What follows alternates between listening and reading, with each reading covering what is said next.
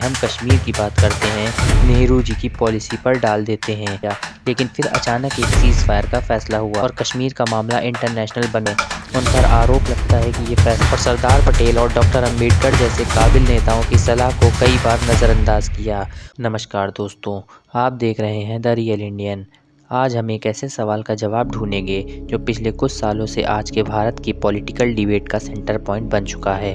वो सवाल है, आखिर क्यों हमारे देश के पहले प्रधानमंत्री पंडित जवाहरलाल नेहरू को हर छोटी बड़ी समस्या के लिए ब्लेम किया जाता है। जब भी हम कश्मीर की बात करते हैं, अर्थव्यवस्था की सुस्ती की बात करते हैं या ब्यूरोक्रेसी की, तो कुछ लोग सीधा ब्लेम नेहरू जी की पॉलिसी पर डाल देते हैं। क्या ये ब्लेम करना जायज़ है, या क्या नेहरू जी सिर्फ एक पॉलिटिकल स्केपगोट यानी कि आसानी से ब्लेम किए जाने वाले शख्स बन चुके हैं? नेहरू जी का कार्यकाल कोई आसान समय नहीं था। 1947 में उनके सामने आज़ादी का जश्न था तो विभाजन का ज़ख्म भी था। संकटों से घिरी एक टूटी फूटी इकोनॉमी, सैकड़ों रियासतों को जोड़ने का चैलेंज और कोल्ड वार की चिंता। ऐसे दौर में 17 साल तक देश को चलाना, वो भी डेमोक्रेटिक वैल्यूज़ के साथ, ये कोई आम बात नहीं थी। आज हम द रियल इंडियन पर उन आरोपों की गहराई तक जाएंगे।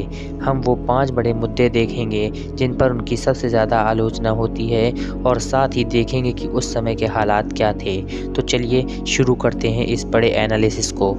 कहानी शुरू होती है 1947 से, जब पाकिस्तान बैक्ड कबीलियों ने जम्मू और कश्मीर पर हमला किया। महाराजा हरी सिंह ने इंडिया के साथ इंस्ट्रूमेंट ऑफ एक्सेशन साइन किया और इंडियन आर्मी कश्मीर में दाखिल हुई। हमारी सेना बहादुरी से लड़ी और काफ़ी हिस्सा वापस ले लिया, लेकिन फिर अचानक एक सीज़ फायर का फैसला हुआ। क्रिटिक्स का सबसे बड़ा सवाल यही है, जब हमारी फ़ौज जीत रही थी तो नेहरू जी ने जंग क्यों रोकी, और क्यों वो इस मामले को सीधा यूनाइटेड नेशंस में ले गए। उन पर आरोप लगता है कि ये फैसला इमोशनल था, स्ट्रैटेजिक नहीं। इस गलती की वजह से ही आज पीओके मतलब पाकिस्तान ऑक्यूपाइड कश्मीर पाकिस्तान के पास है और कश्मीर का मामला इंटरनेशनल बन गया। और इसके साथ ही आर्टिकल 370 को टेम्परेरी प्रोविज़न के रूप में लाना भी एक पॉलिटिकल गलती माना जाता है, जिसने कश्मीर को देश के बाकी हिस्सों से अलग थलग कर दिया।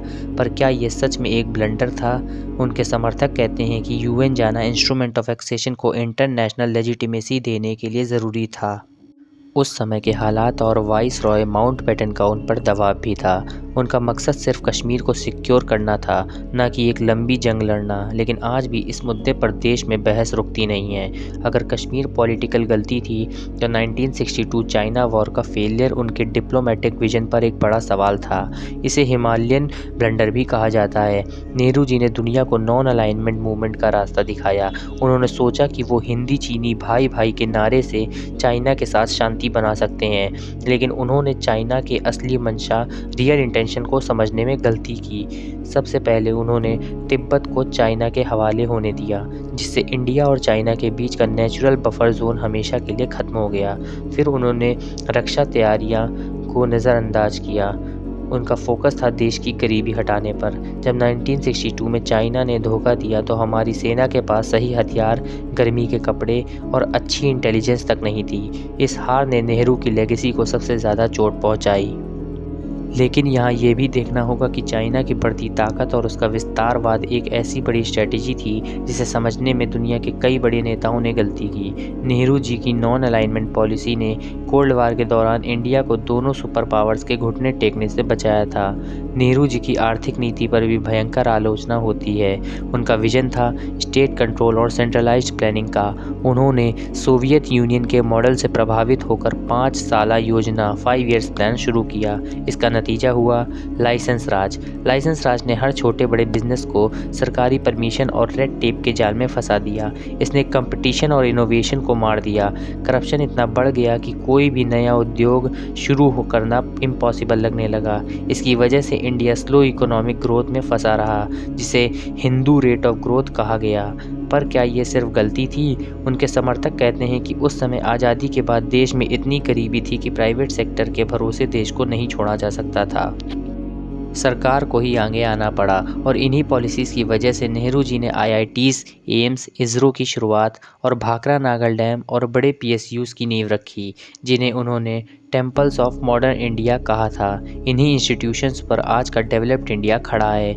एक और निशाना उनकी पॉलिटिकल शैली पर लगता है। क्रिटिक्स कहते हैं कि नेहरू जी ने ही वंशवाद की बुनियाद रखी। उन पर आरोप लगता है कि उन्होंने पार्टी के अंदर अपने पर्सनल लॉयलिस्ट को ज़्यादा बढ़ाया और सरदार पटेल और डॉक्टर अंबेडकर जैसे काबिल नेताओं की सलाह को कई बार नज़रअंदाज किया। उनके बाद इंदिरा गांधी का पीएम बनना और फिर फैमिली का कंट्रोल हमेशा कांग्रेस पार्टी पर रहना, इसकी जिम्मेदारी भी कई लोग नेहरू जी पर डालते हैं। लेकिन सच ये है कि नेहरू जी की लेगेसी डेमोक्रेसी की थी। उन्होंने ही स्ट्रॉन्गेस्ट डेमोक्रेटिक इंस्टीट्यूशन की स्थापना की और यूनिवर्सल एडल्ट फ्रेंचाइज, सबको वोट का अधिकार बिना किसी शर्त के लागू किया, जबकि कई वेस्टर्न कंट्रीज़ में महिलाओं को वोट देने का अधिकार भी नहीं था। उन्होंने पार्लियामेंट को हमेशा रिस्पेक्ट दी और विपक्ष की आवाज़ सुनी। कुछ लोग ये भी मानते हैं कि उनकी वेस्टर्न थिंकिंग की वजह से उन्होंने इंडियन संस्कृति और आध्यात्मिकता को कम आंका। उन पर स्यूडो सेकुलरिज्म का आरोप लगता है कि उन्होंने माइनॉरिटी अपीजमेंट किया और मेजॉरिटी कम्युनिटी की फीलिंग्स को साइडलाइन किया। सोमनाथ मंदिर के पुनर्निर्माण से उनका अलग रहना और हिंदू कोड बिल्स को लाना इसके कुछ एग्जाम्पल्स हैं। लेकिन क्या ये सच था? नेहरू जी एक मॉडर्न और साइंटिफिक टेम्पर में विश्वास रखते थे। उनका सेकुलरिज्म का मतलब था कि स्टेट किसी भी धर्म को फेवर नहीं करेगा। हिंदू कोड बिल्स उनकी सबसे बड़ी प्रोग्रेसिव उपलब्धियों में से थी, जिन्होंने हिंदू महिलाओं को प्रॉपर्टी और डिवोर्स का अधिकार दिलाया। इसका मकसद था समाज में सुधार लाना, न कि किसी धर्म को ठेस पहुँचाना। तो दोस्तों, जब हम इन पांचों मुद्दों को देखते हैं तो ये साफ है कि नेहरू जी का टेन्योर गलतियों से मुक्त नहीं था। पर क्या हर प्रॉब्लम का ब्लेम उन पर डालना सही है? सच ये है कि आज़ादी के बाद एक नए देश को चलाना, वो भी बिना किसी रोड मैप के, इम्पॉसिबल था।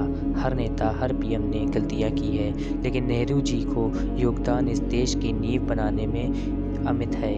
आज उन्हें ब्लेम करने की असली वजह क्या है? बहुत से एनालिस्ट मानते हैं कि नेहरू को ब्लेम करना एक पॉलिटिकल शॉर्टकट बन चुका है।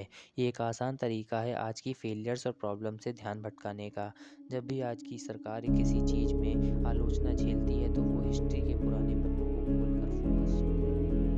द रियल इंडियन होने के नाते हमें हिस्ट्री को बैलेंस के साथ देखना चाहिए। हम उनकी गलतियों को माफ़ ना करें, लेकिन उनकी उपलब्धियों को भी नज़रअंदाज ना करें। तो आपकी क्या राय है? क्या हमें अब भी 70 साल पुराने डिसीजंस पर बहस करते रहना चाहिए, या हमें उन्होंने जो अच्छे काम किए उनको आगे बढ़ाना चाहिए? क्या ये ब्लेम गेम सिर्फ एक पॉलिटिकल एजेंडा है? हमें कमेंट सेक्शन में ज़रूर बताएं कि आपके हिसाब से द रियल इंडियन की इस डिबेट का फाइनल वर्डिक्ट क्या है। अगर आपको ये रियल एनालिसिस पसंद आया तो द रियल इंडियन को सब्सक्राइब करें, लाइक करें और बेल आइकॉन दबाएं, ताकि आप ऐसी गहरी डिस्कशंस और रियल फैक्ट से दूर ना रहें। हम मिलते हैं अगले वीडियो में एक और रियल इंडियन मुद्दे के साथ। जय हिंद।